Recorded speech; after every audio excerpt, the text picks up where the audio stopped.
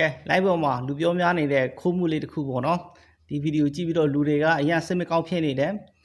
ခံပြမှုတွေလည်းဖြစ်တဲ့ဗီဒီယိုပေါ့နော်ဒါဆိုရင်ကျွန်တော်တို့ကြည့်ပြီးတော့နောက်ပိုင်းမှာ reaction လုပ်မယ်အဲ့မှာအဲ့မြက်ပေါက်ကိုသိချာကြည့်တာဒီမှာခိုးရတခိုးမဒီမှာသိချာကြည့်သူ့ကိုသိချာပါအောင်ရိုက်ပြထားနောက်ကျန်တဲ့ဈေးတွေအကုန်သိအောင်လို့ဒီမှာစောက်ခွက်ကိုကြည့်ထားအဲ့စောက်ခွက်ကိုသိချာကြည့်ထားတခိုးမ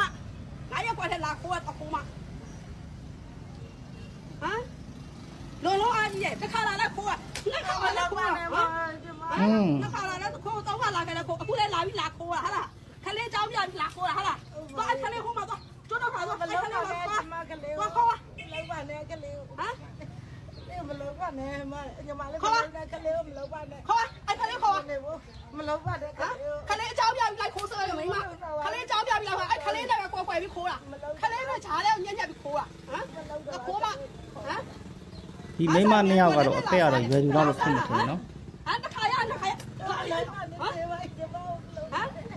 တော့ခိုးနေဟာလားဇော့ကိုရိုက်နေတာပတ်စံရောနိုင်ရောတော့မရောနိုင်ငါနေရဲစခန်းနဲ့တစ်ခါထဲမှာတော့ပြောပြီးသားကျွန်မပတ်စံပဲကျွန်မကလေးနဲ့ဒီမကောင်းလို့စေးကိုတရားတာဒါအိမ်မပြောနဲ့နေတော့အဲ့ဒါလေးလာမငါတို့အုံတော့ထဲမှာလာမရှိဘူးငါဆိုင်ကပစ္စည်းခိုးရတယ်မှာပြန်လို့ချင်တယ်ဒါပဲပတ်စံမရှိဘူးထဲလေအေးထဲမှာပဲခေါ်ထားတယ်အခုဘာမှန်တယ်ငေါ့မြဲဒါဆိုင်ကို तू ကအမှလက်တက်လာဆန်းတယ်မရှိလို့ခိုးတာဘယ်ရောနိုင်မလဲနော်ရိုက်တာတခါလဲအဲ့စောက်ခွက်ကိုခိုးမှရော်ကြီးသွားတောက်လို့ပဲရမယ်စောက်ရှက်မရှိတဲ့မျက်နှာနဲ့ရက်ွက်ထဲမှာလဲခိုးနေတာတခိုးမှ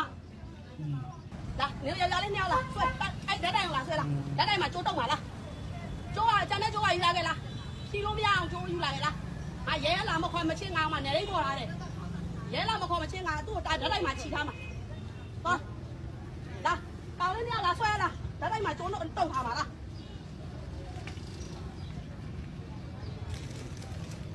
ဆိုင်ရောက်ဝေါ်ထားလေးဆိုတော့လည်းပဲဒီစိုက်ပိုက်စိတ်ခိုင်းနေလုံရတာပေါ့နော်သူတို့မှလည်းစိတ်တွေပဲကြီးပါဘူးတ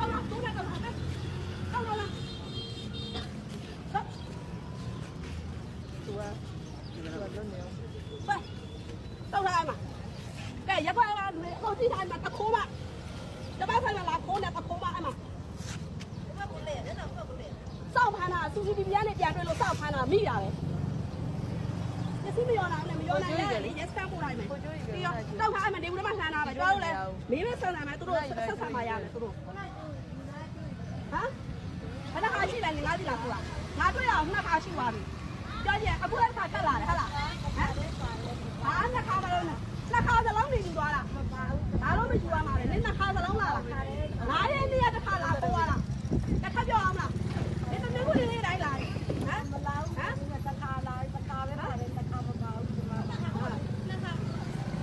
ခိုးထားတယ်ငါမှစစ်စစ်ရှိရသလားနင်ငါ့ကိုညင်းလို့များလားစစ်စစ်ပြနဲ့အကောင်လုံးဓာတ်ပေါက်ကောင်ရိုက်ထားပြီးသား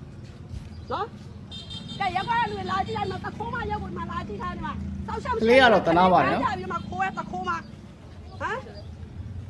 စောက်ရှောက်မရှိတဲ့မျက်နှာနဲ့လာခိုးနေတာပြောလိုက်ရင်ခလေးစားကြမရှိလေးတွေကတော့မြေးစားပဲပဲချီကောင်းလက်ကောင်းနေလောက်စားရင်လောက်စားလို့ရတယ်ရတယ်ကျစိုးရစားတယ်ဗရတယ်လို့ညနေဘာလဲမလောက်လာပြီးမစားကြမရှိလားမပြောနဲ့လောက်မစားလို့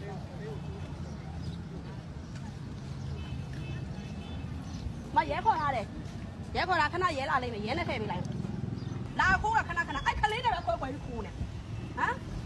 你အဲ့လိုပဲလောက်စားနေဟာလားတရုတ်ကတော့အဲ့လိုပဲလိုက်လောက်စားနေဟာလားဟမ်ဒီဗီဒီယိုကြည့်ရတာပေါ့နော်တခု live ပေါ်မှာအရန်လူပြောများနေတယ်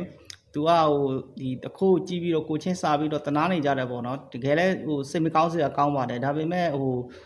ကိုက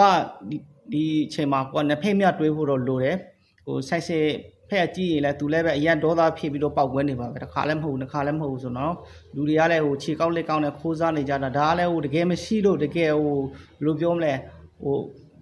လောကဟိုကြောထောက်နောက်ခံမရှိလို့ပေါ့နော်လှုပ်ရှားနေတဲ့သူတွေလည်းရှိတယ်တကယ်ခိုးရမှကျင်းနေလို့ခိုးနေတဲ့သူတွေလည်းရှိတယ်တကယ်မရှိလို့ခိုးစားနေတဲ့တခိုးတွေလည်းရှိပါတယ်နော်ဒါပေမဲ့အကြောင်းမျိုးကြောင့်မိသားစုခင်ခင်ကြောင့်ခိုးနေတဲ့တခိုးတွေလည်းရှိပါတယ်ဘယ်လိုပဲဖြစ်ဖြစ်ဒါကတော့ဥပဒေတိုင်းလုပ်ရတော့ပိုစစ်ပြင်မယ်ဒါပေမဲ့ကျွန်တော်တို့မြင်းနေရလဲစိုက်ပေါ့ဗျာဟိုတခုဖက်မှာတော့ဘာဥပဒေကရှိမှလဲခုဖက်ကဘူးမှလိုက်ပြီးတော့တရားဥပဒေက လုပ်ပေးမဲ့သူမရှိဘူးသူပဲထောက်ချဖို့များပါတယ်ထောက်ချရင်လည်းခဏလေးနဲ့ပြန်လွတ်လာလိုက်ပြန်ခိုးလိုက်ဒီလိုခိုးရလည်းအများကြီးပဲဟိုကဒီချိန်မှာနှစ်ဖက်တွေးဖို့တော့လိုတယ်ဆိုင်စင်ဖက်ဟိုလည်းတွေးတယ်သူလည်းပောက်ကွဲပြီးတော့သူလည်းဒေါသထွက်ပြီးတော့လှုပ်တယ်ခိုးတဲ့လူကလည်းမရှိလို့ခိုးတယ်ဒီဆိုင်ကိုပဲတစ်ခါလဲလာခိုးနှစ်ခါလဲလာခိုးပေါ့နော်ဥပဒေကတော့ကျွန်တော်တို့လူတိုင်းကိုတော့မကောက်ွယ်ပေးနိုင်ဘူးမိတ်ဆွေတို့ကရောဒီဗီဒီယိုပေါ်မှာဘယ်လိုထင်မြင်ချက်တွေရှိတယ်ဘယ်လိုခံစားချက်တွေရှိတယ်ဆိုတာအောက်မှာမှတ်ချက်ပေးသွားလို့ရပါတယ်အားလုံးကျေးဇူးတင်ပါတယ်